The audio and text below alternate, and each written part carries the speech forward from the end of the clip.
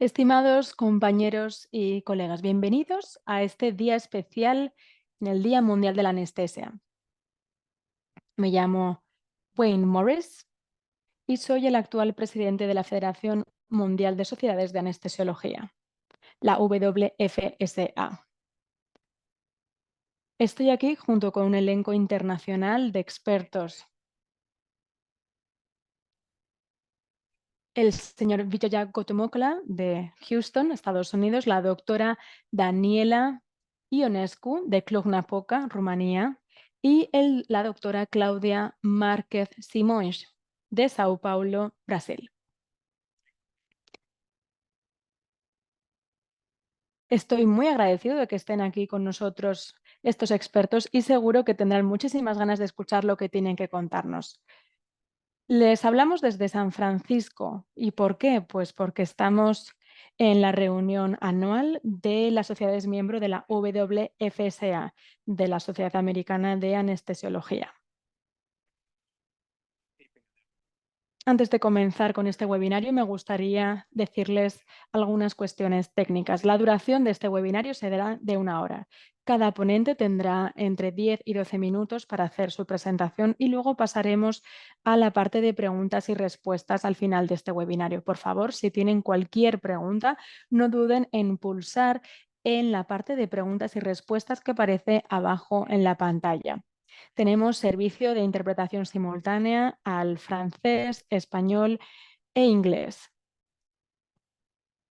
Si quieren escuchar la interpretación simultánea, tienen que ir a la parte del mundo, a ese icono, y seleccionar el canal correspondiente, o bien francés, español o inglés. Asimismo, pueden seleccionar los subtítulos que se generan automáticamente en otros idiomas.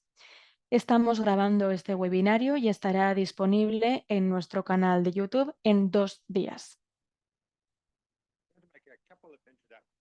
A continuación, me gustaría hacer algunos comentarios introductorios. Hoy es el Día Mundial de la Anestesia. Estamos celebrando la anestesia con William Morton, el descubrimiento que se vivió hace siglos. Y más importante, sobre todo, estamos celebrando nuestra profesión de anestesiología en el año 2023. Así que feliz Día Mundial de la Anestesiología. La temática para esta reunión es la anestesia y la atención oncológica, y también es la temática anual para la Federación Mundial de Sociedades de Anestesiología. Me gustaría aquí señalar 3 motivos por los que hemos elegido esta temática. El primer motivo es que vemos a muchísimos pacientes oncológicos. Se estima que 1/6 del impacto de esta enfermedad se debe al cáncer. El segundo motivo es que los anestesiólogos desempeñan muchos papeles en el recorrido de los pacientes oncológicos, no solamente en términos de atención, sino también en tratamientos perioperatorios y posoperatorios, además de cuidados. El tercer motivo es que un tratamiento exitoso oncológico dependerá de la calidad de la anestesia y también se incluye aquí la atención perioperatoria. La manera de suministrar la anestesia tendrá un impacto u otro en los pacientes oncológicos. Dicho todo esto, me complace dar la bienvenida a nuestro primer ponente, el doctor Vijay Gautamukula, que trabaja en Houston, Texas, Estados Unidos. Muchísimas gracias. Vijay tiene la palabra.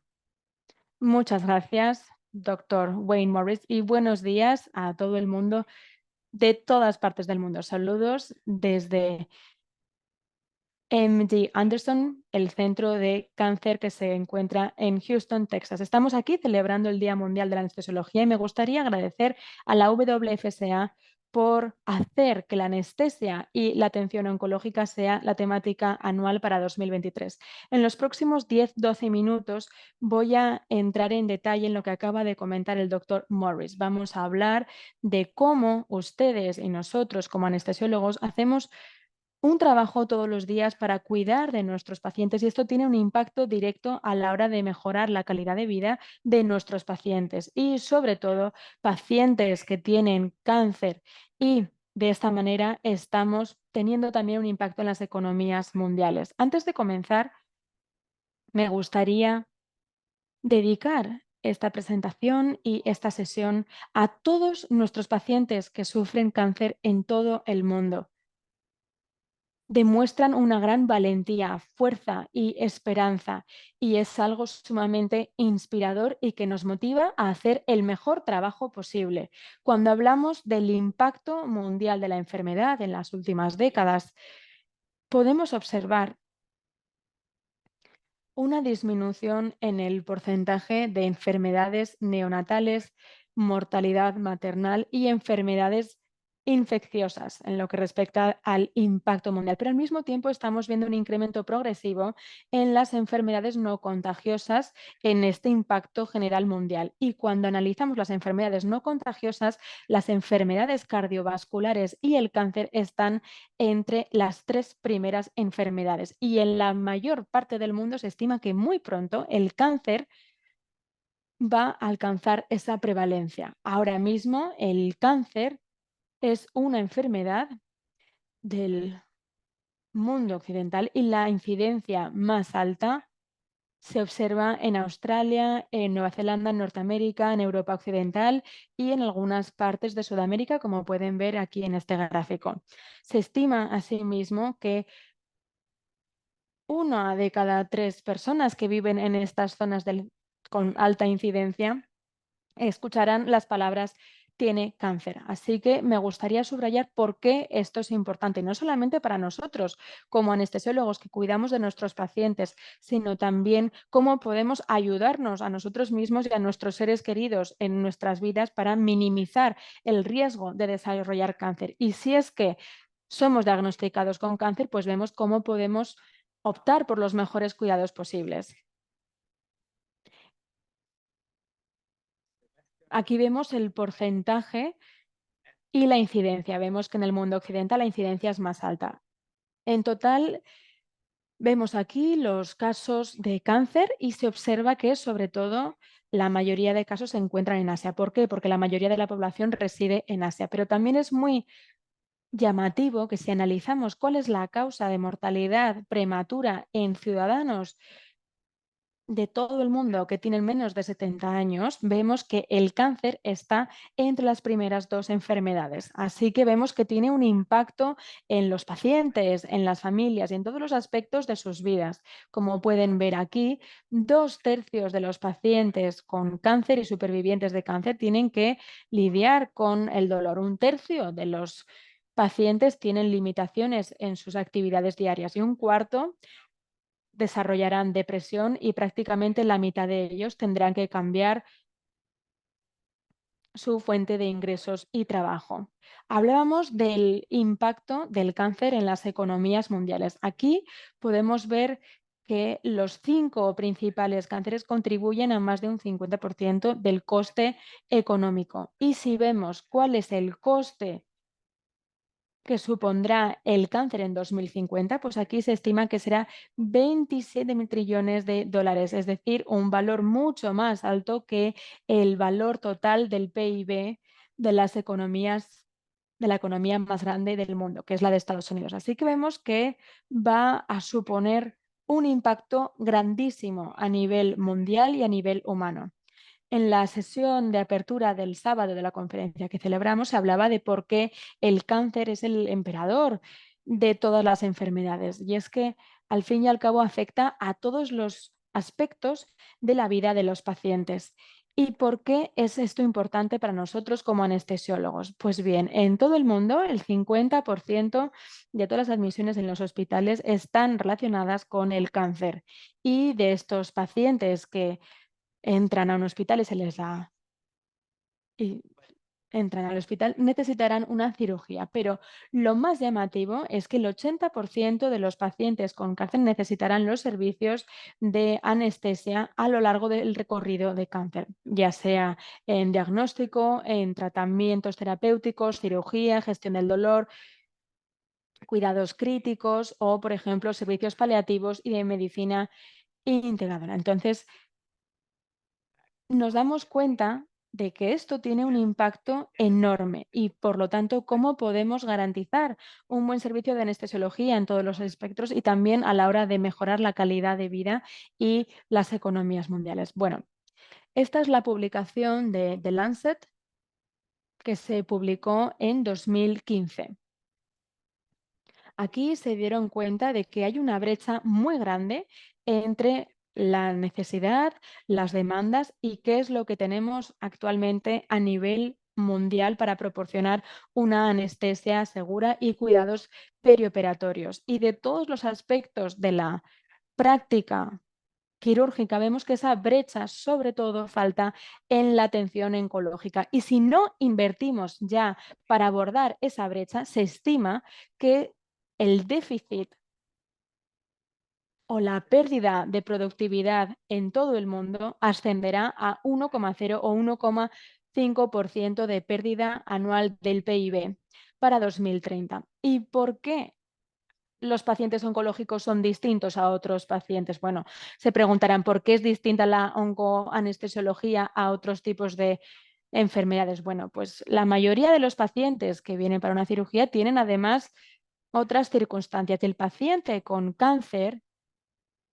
trae consigo mismo otros elementos adicionales y tenemos que prestar especial atención a estos elementos. Aquí hacemos referencia a tratamientos oncológicos que se están desarrollando muy rápido. Hay tratamientos que surgen y todavía no tenemos demasiada información sobre cuáles son los efectos inmediatos y a medio y largo plazo de estos tratamientos. Entonces, cada vez que vemos a un paciente con cáncer y no sabemos muy bien por qué están pasando, por favor, no duden en referirlos a otros tipos de tratamientos, implicaciones, por ejemplo, de nutrición, dolor, anemia, sensación de fragilidad. Todo esto tiene un impacto en estos pacientes oncológicos. Dicho esto, ¿cómo podemos abordar esta situación? Bueno, pues vemos que los cuidados perioperatorios se tienen que centrar en optimizar las condiciones preoperatorias, incluyendo la nutrición, la anemia y este tipo de funciones. Tenemos que hacer todo lo posible para minimizar el estrés quirúrgico, minimizar la carga de síntomas y poder mejorar la recuperación funcional y para ello minimizar las complicaciones perioperatorias.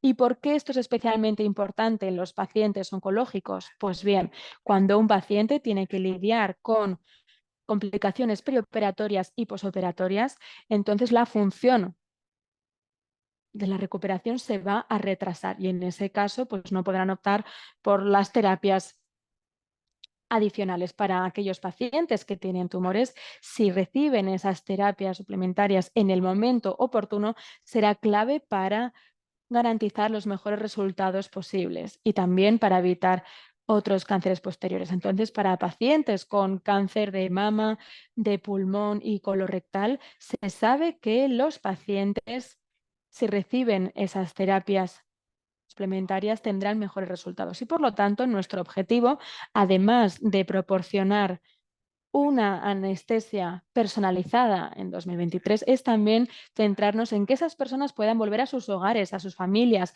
a sus terapias, al trabajo, a la vida, a sí mismos, pero sobre todo volver a las terapias que mejor vayan a cuidar de estos pacientes. Y nosotros desempeñamos un papel importante en todo este recorrido. Y nosotros, como anestesiólogos, tenemos que formar parte de este camino multidisciplinario. Aquí vemos algunas diapositivas donde vamos a hablar de esta parte que es esencial.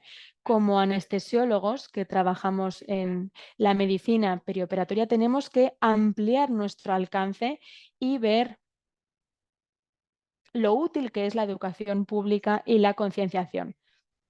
Tenemos que analizar cuáles son las modificaciones de los pacientes, pues por ejemplo, cesar el tabaco, hacer ejercicio, cuidar de la nutrición y cuando se está evaluando a los pacientes, incluso en cirugías, tenemos que prestar ayuda a los pacientes y sobre todo hacer un diagnóstico lo antes posible. Por favor, no hay que dudar en hacer una examinación para ver cómo están las glándulas linfáticas, gónadas y las mamas, las lesiones orales o cutáneas y si hay algún paciente que tenga, por ejemplo, historial previo, pues habrá que analizarlo. Lo mismo con las vacunas de HPV, con dejar el tabaco, con la salud oral, con aquellos pacientes que fumen tabaco, etcétera, pues tenemos que tener en cuenta todos estos aspectos y sobre todo también tener en cuenta que es primordial para los cánceres de piel utilizar crema de sol.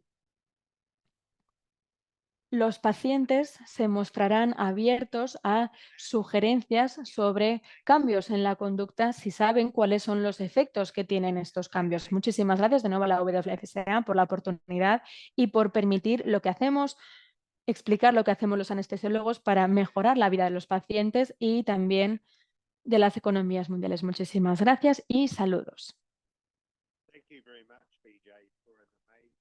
Muchísimas gracias, PJ, por esta presentación sobre la cuestión de la anestesiología y los cuidados oncológicos. Ahora le voy a dar la palabra a nuestra segunda ponente y doy la palabra a la señora y doctora Daniela Ionescu, que trabaja en Cluj-Napoca, en Rumanía. Adelante, Daniela, tiene la palabra. Muchísimas gracias.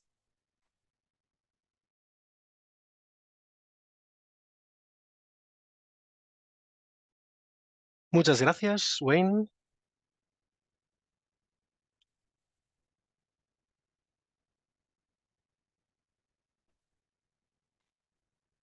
Disculpen un momento. Hola a todo el mundo. Muchas gracias, Wayne, por esta magnífica presentación. Quiero cambiar un poquito el tema de debate, pero sí que quiero dar las gracias a Vijaya por hablarnos de esas implicaciones de los anestesistas en el cuidado de los pacientes con cáncer, pero que también vemos cómo nos hemos implicado algunos de nosotros en la investigación en estos medicamentos para los pacientes con cáncer. Permítanme durante estos minutos que pueda hablarles desde este tema. No tenemos todavía conclusiones, pero tenemos muy buenas sensaciones y vemos cómo podemos mejorar la vida para los pacientes de cáncer. No tenemos conflicto de intereses para declarar sobre este tema. No, en mi caso no hay conflicto de intereses, nada que declarar con respecto a este tema.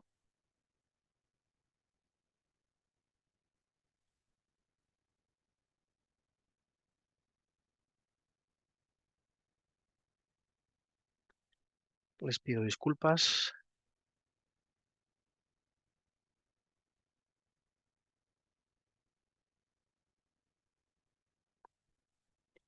Creo que tengo un problema técnico.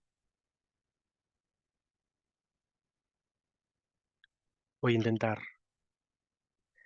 compartir de nuevo la presentación. Daniela, soy Wayne. Y mira a ver si puedes continuar. Si no, le pedimos a Sophie que ponga ella la presentación y se encargue.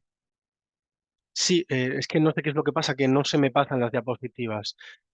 ¿Puedes intentarlo? Dice Wayne, ¿con las flechas o con el ratón? No, parece que no funciona. Vale, pues, Sophie, ¿qué nos sugieres? ¿Te parece bien, Daniela, si Sophie es quien controla las diapositivas? Sí, porque parece que no funciona. Sophie, ¿puedes? Ah, no, mira, ahora sí que parece que funciona. Venga, pues la hipótesis es que la anestesia puede influenciar esa biología del cáncer y mejorar, bueno, en este caso también influenciar los resultados en las cirugías, tras las cirugías de cáncer. Es algo que es interesante.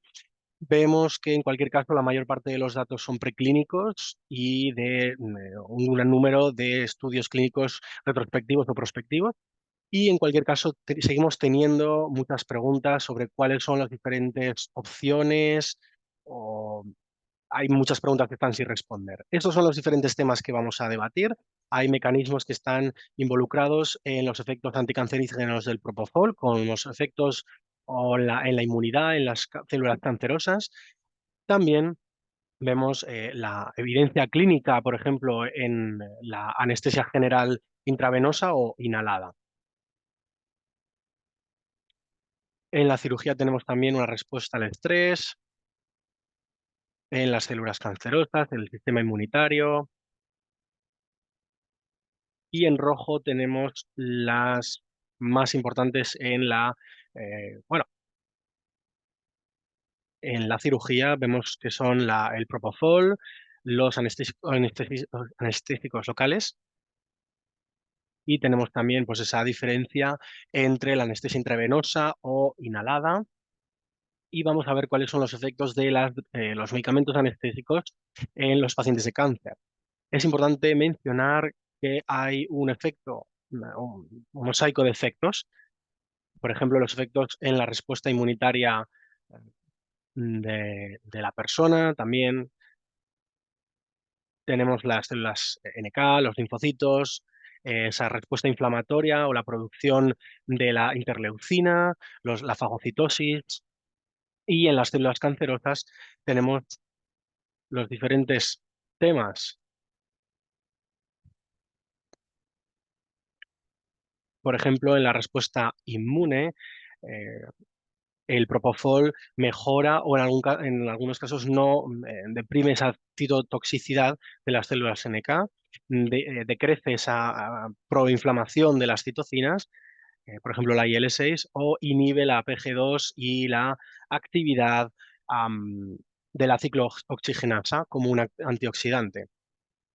Tenemos aquí el efecto del propofol en las células inmunes. Tenemos este estudio que les estoy mostrando en pantalla, y vemos cómo funciona mejor el propofol en esas células inmunes según la anestesia. La conclusión es que la prioridad, en este caso, tiene el propofol una alta prioridad en la cirugía oncológica y puede ser bueno, un medicamento inmunomodulador prometedor para el tratamiento de las terapias tumorales.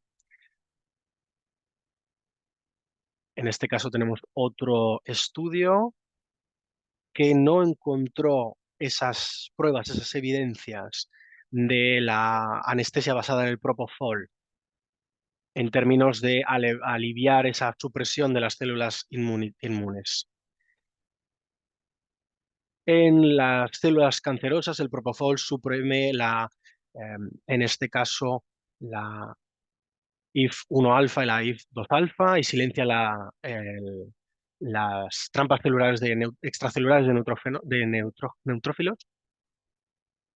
Y con esto, esa biología de las células cancerosas puede influenciar los efectos del paciente. Esta es una red de, como decía antes, el propofol en los efectos que tendría en las células cancerosas. Si nos centramos dentro de las células, vemos los diferentes efectos que tiene el propofol en la biología de las células cancerosas, también en la angiogénesis y en la proliferación de células cancerosas. También he hablado de los microRNAs o de los miRNAs, y aquí vemos la incidencia del propofol en las diferentes partes, hablando, por ejemplo, del metabolismo, la angiogénesis, la proliferación de células, la migración, la metástasis, y también influye en los microRNAs. Y en la misma publicación de estos microRNAs tenemos la anestesia inhalada o la anestesia intravenosa, la diferencia que hay, como pueden ver bueno, en esta imagen tan interesante. He mencionado la influencia del propofol y también la hipoxia, cómo reduce la hipoxia.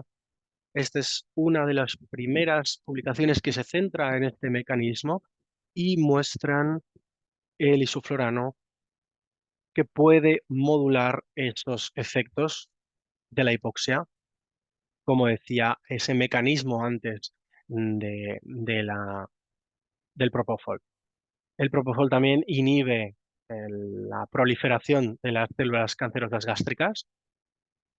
Lo hemos visto, por ejemplo, en este estudio en China, como decíamos, en la proliferación de las células cancerosas gástricas. Aquí tenemos otro estudio también del Propofol. Aquí también se ha mostrado lo que he comentado, que el Propofol se centra en el microRNA y en la inhibición del ADAM8. Esta sería la publicación, o la primera publicación con las evidencias clínicas entre la anestesia inhalada e intravenosa. Ha habido bueno, muchas investigaciones en lo que es la anestesia, los efectos de la anestesia, y aquí vemos cómo el propofol puede bloquear y puede inducir a la apoptosis o incluso aumenta la apoptosis. Este es un estudio que se centraba precisamente en otro número variado de estudios que hablaban de la anestesia y el cáncer. Este sería, digamos, el núcleo de estos estudios retrospectivos, estudios clínicos retrospectivos, ese esa supervivencia a largo plazo para esos pacientes que han sufrido cáncer y la supervivencia general a largo plazo, como comentábamos, según si era anestesia inhalada o intravenosa. Vemos también la diferencia en los tipos de cáncer. Hay muchos estudios que se centran en algunos tipos concretos de cáncer, como por ejemplo este que se centra en el cáncer de colon, y este estudio de China nos muestra cómo los pacientes con AIVT pues, tienen una mejor tasa de supervivencia con respecto a la anestesia inhalada.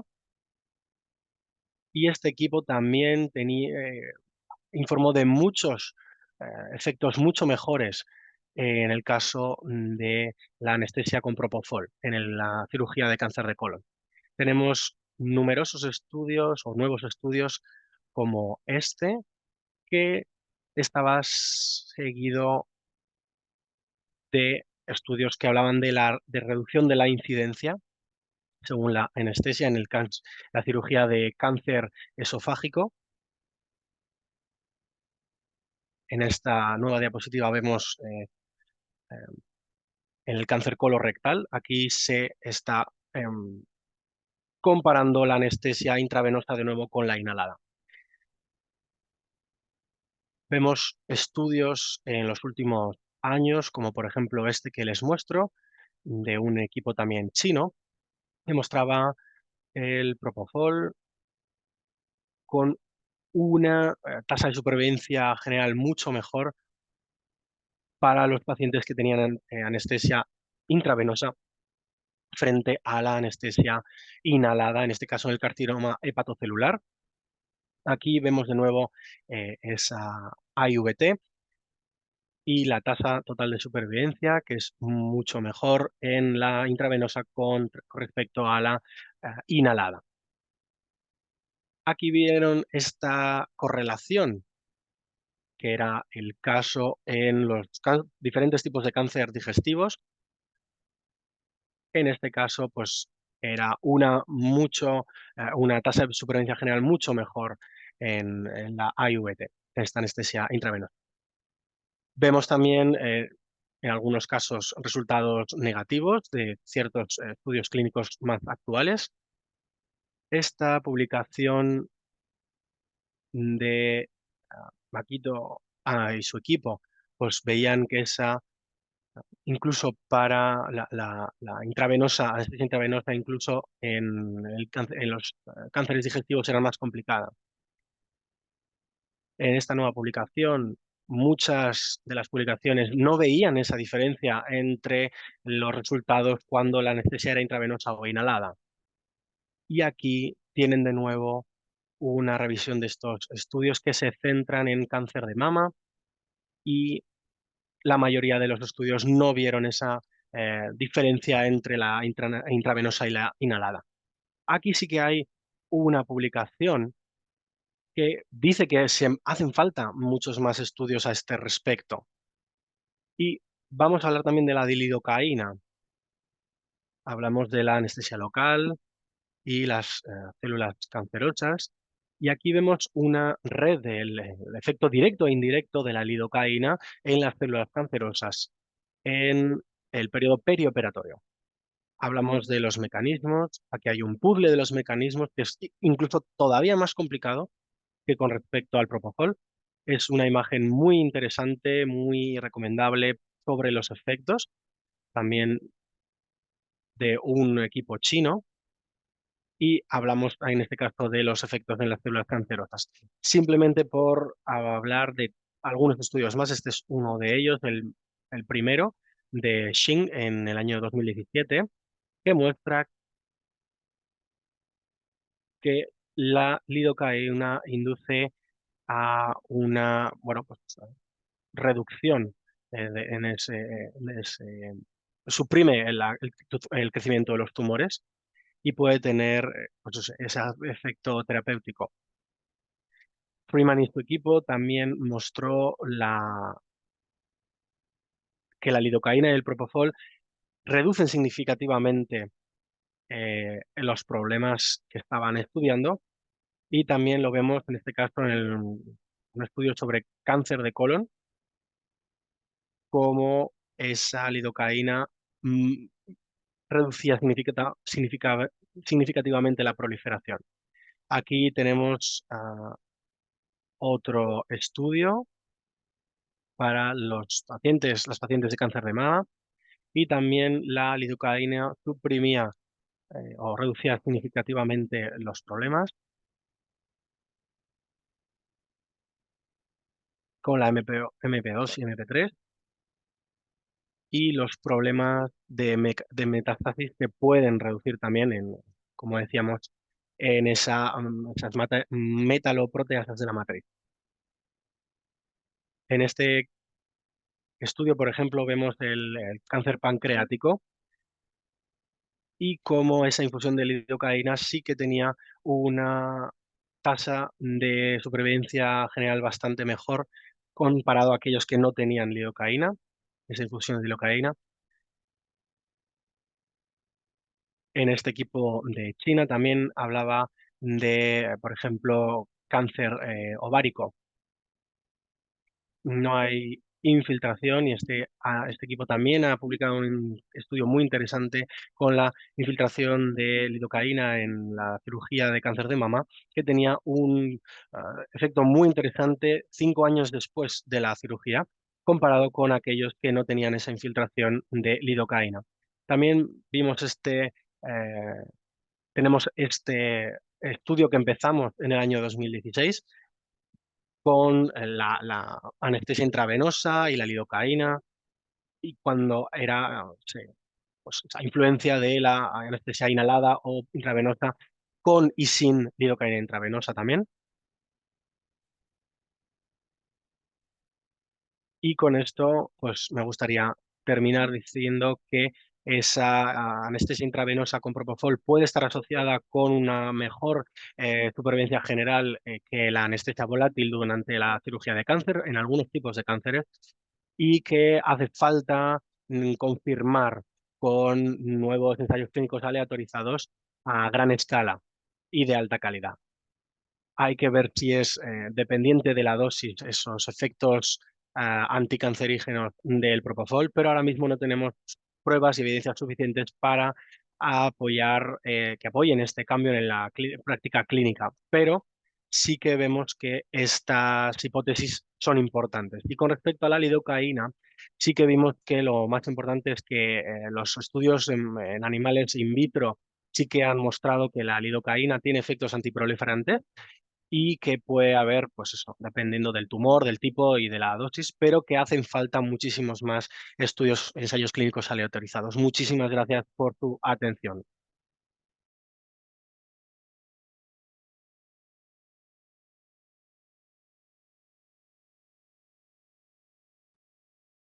Nuestra siguiente, nuestra siguiente invitada es Claudia Simoes. Bienvenida.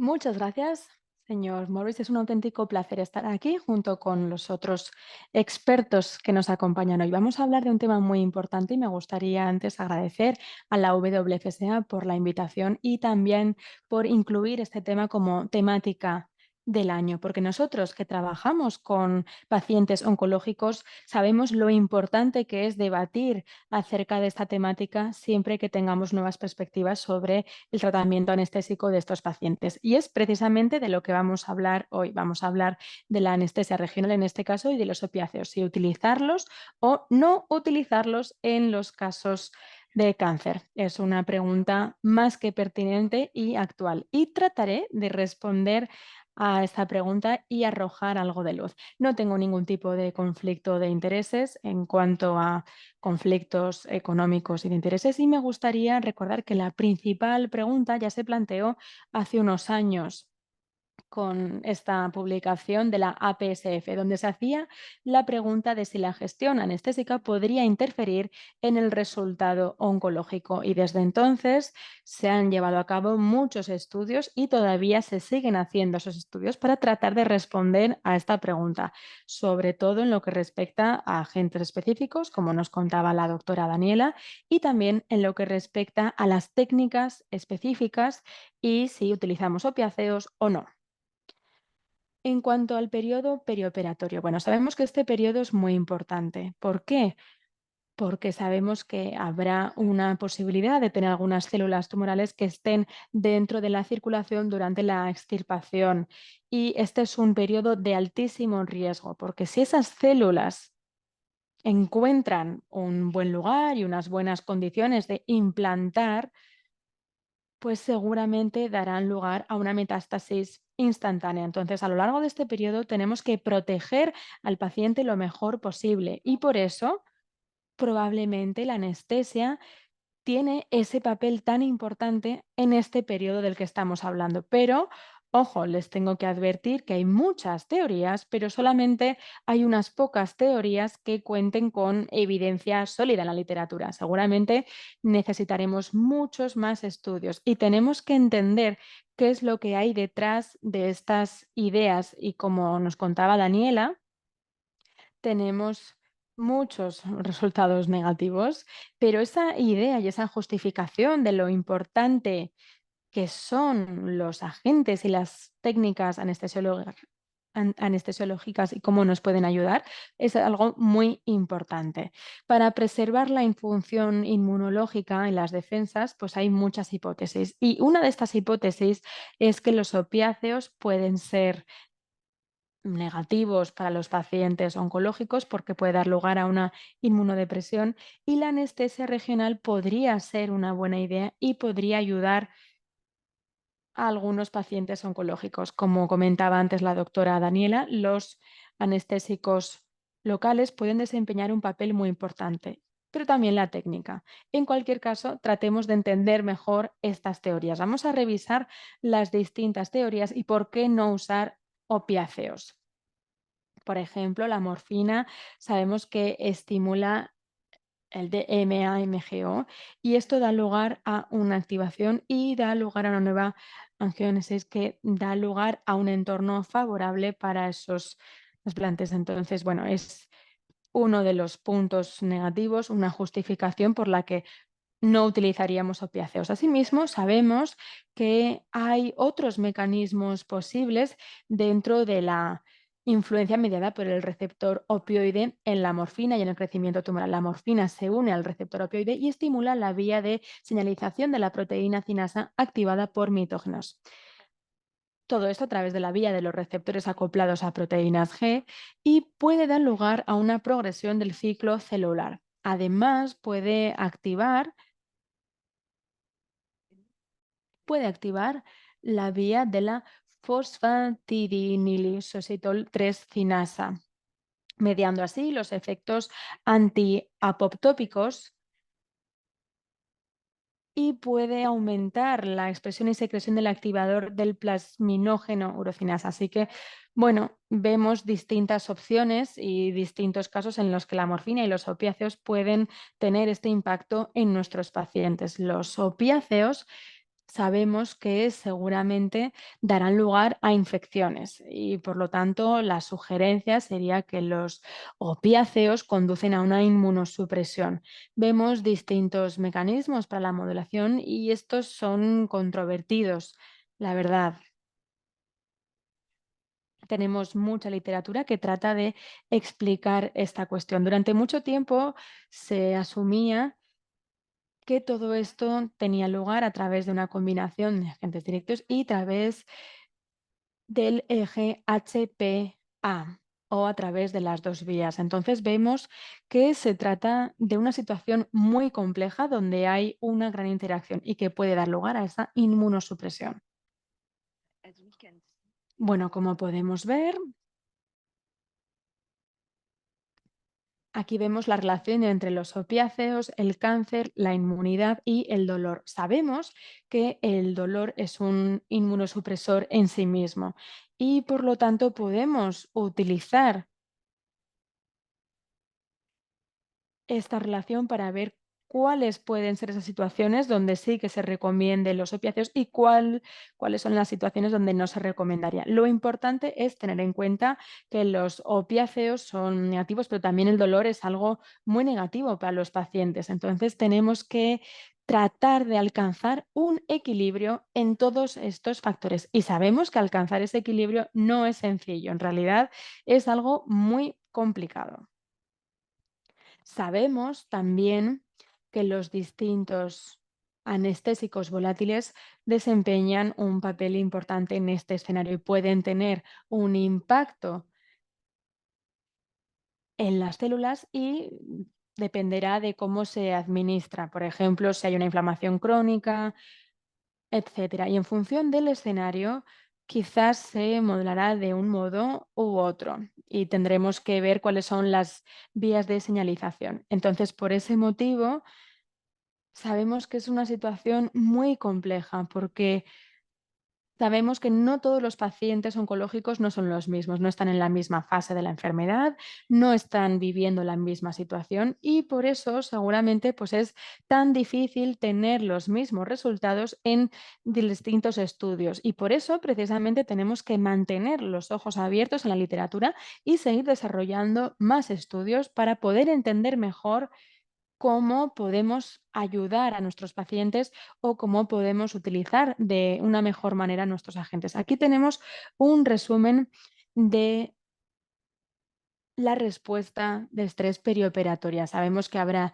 distintas posibilidades con anestésicos, con el trauma anestésico para poder activar y tener una interacción con el sistema inmunitario y también con el eje hipolatámico pituitario adrenal, el HPA.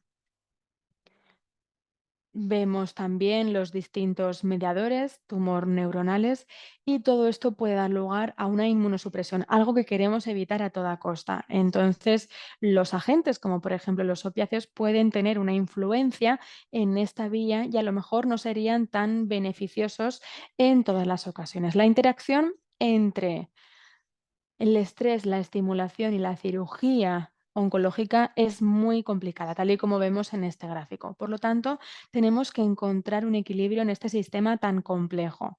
Claro, sabemos que es un desafío el que tenemos por delante, porque no es una situación sencilla en absoluto y tampoco es fácil, mejor dicho, responder a esta pregunta.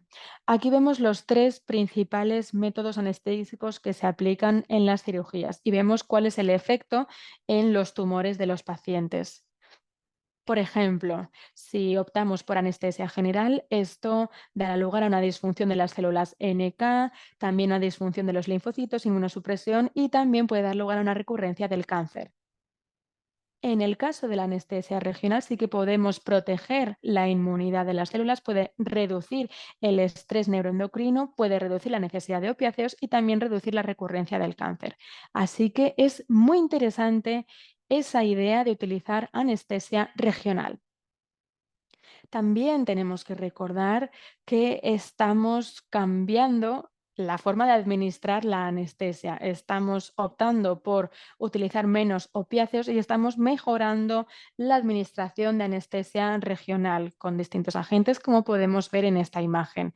Me parece que es una imagen que explica muy bien qué es lo que hemos estado haciendo en los últimos años en nuestro trabajo como anestesiólogos. Estamos trabajando de una nueva manera y esto puede ser algo beneficioso para nuestros pacientes oncológicos, algo muy importante. Y también me gustaría compartir con ustedes un artículo científico que elaboramos en nuestro servicio hospitalario con uno de mis estudiantes de postdoctorado. Aquí lo que hicimos fue investigar la recurrencia bioquímica del cáncer de próstata, comparando la técnica de opiáceos y la técnica sin opiáceos. Bueno, por desgracia aquí no encontramos ninguna diferencia entre los dos grupos, ninguna diferencia significativa en nuestro estudio y como podemos ver aquí en este gráfico, los opiáceos no llegaron a modificar las tasas de recurrencia bioquímica entre los dos grupos.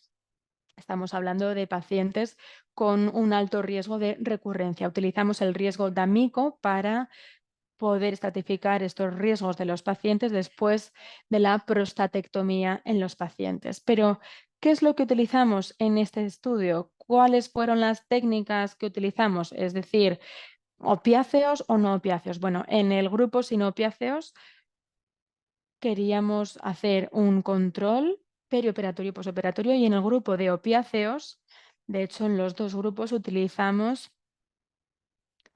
distintas técnicas. ¿Y por qué hicimos esto? Pues porque queríamos llevar a cabo un estudio tal y como hacemos en la vida real, es decir, en los casos de la vida diaria. Estamos acostumbrados a utilizar una anestesia multimodal, entonces no tenía sentido utilizar esa anestesia únicamente basada en opiáceos. Por eso optamos por el método multimodal y nos dimos cuenta de que era una de las posibles justificaciones y por eso precisamente igual no encontramos diferencias en los dos grupos, porque incluso en las técnicas de opiáceos se utilizan muchos menos opiáceos que antiguamente. Ahora utilizamos los opiáceos, pero en algunas técnicas concretas. Y me gustaría hablar también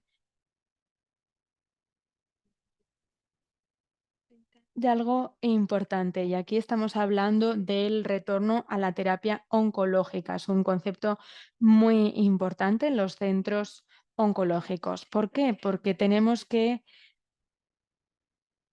permitir que el paciente vuelva a su tratamiento lo antes posible. Y como vemos aquí, hay pacientes que no tienen tanto tiempo de volver a sus tratamientos y veremos que hay distintos resultados en función de este parámetro. Entonces, ¿por qué apostar por la anestesia regional? Bueno, pues porque puede preservar la función del sistema inmunitario, porque tendrá un efecto directo inhibitorio en las células cancerosas y también porque tendrá ese efecto mejor que los opiáceos. Pero claro, ¿tenemos evidencia clínica? Bueno, pues por desgracia no tenemos evidencia clínica muy sólida. Aquí sí que tenemos una revisión muy interesante llevada a cabo por María Ramírez y Oncata y vemos que en muchos ensayos de control randomizados no obtenemos evidencia de los beneficios de la anestesia regional. Pero, claro, sí que tiene muchísimo sentido utilizar la anestesia regional para tener mejores resultados y también para evitar el uso de opiáceos. Entonces, en cuanto a la pregunta de ¿habría que utilizar o evitar los opiáceos? Bueno, pues habrá que utilizar los opiáceos siempre que sea necesario, pero optar en cualquier caso mejor por la anestesia regional. Optar por anestesia regional tiene muchísimo sentido y por eso a día de hoy sabemos que esta es la situación y tenemos que recordar que no todos los pacientes son los mismos. Puede haber resultados muy distintos en la literatura, pero si analizamos los factores, veremos que tiene sentido optar por la anestesia regional. En cualquier caso, tenemos que adaptar los tratamientos y personalizarlos para cada paciente. En cualquier caso, tenemos que seguir estudiando y tener un panorama mucho más completo de los distintos agentes y de cada técnica de anestesiología. Muchísimas gracias por la invitación y por su tiempo. Muchas gracias, Claudia. Gracias por hacernos este resumen sobre la cuestión de los opiáceos y la atención oncológica.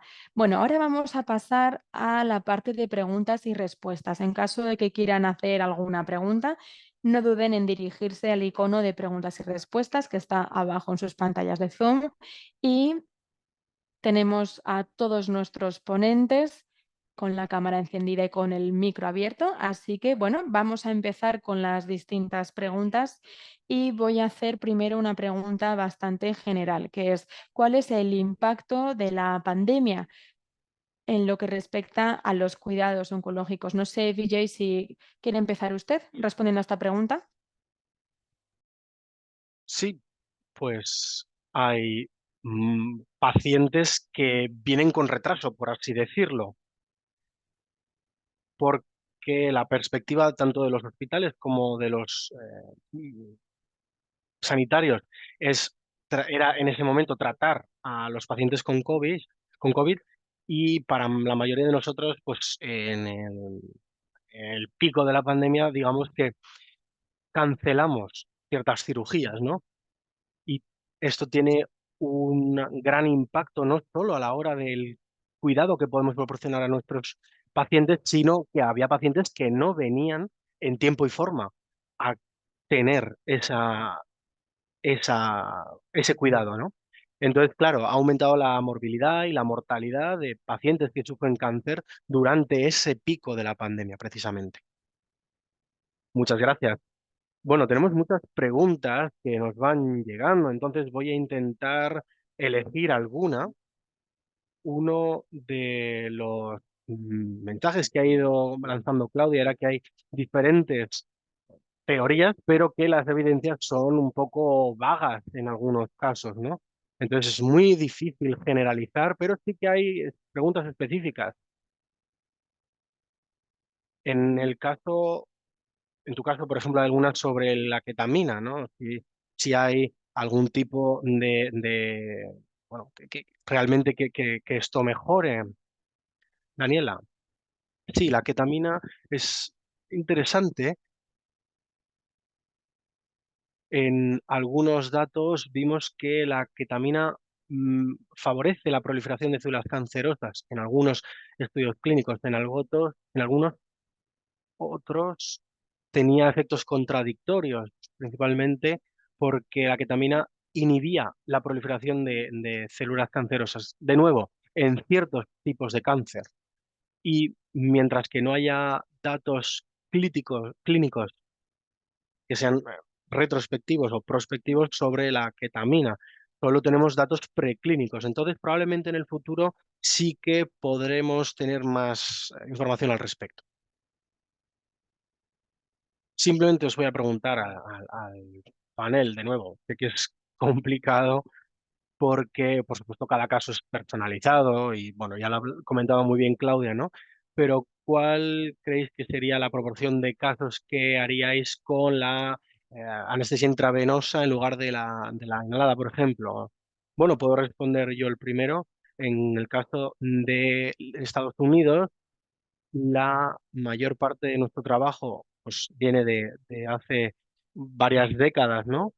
Incluso a día de hoy diría que sería menos del 10% en la anestesia en Estados Unidos es bueno, intravenosa, ¿no?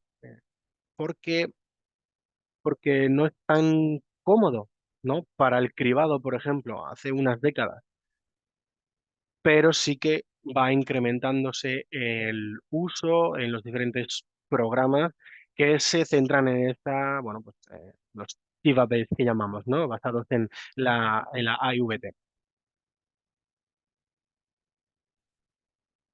Y al final la idea es el seguimiento la mejoría del seguimiento de los pacientes. Yo diría que menos del 10% o 10% en Estados Unidos. Sí, yo quería responder y complementar, porque en Brasil, en Sudamérica, tenemos un mayor porcentaje de uso de la AIVT en nuestros pacientes, diríamos que el 30-40% de los pacientes,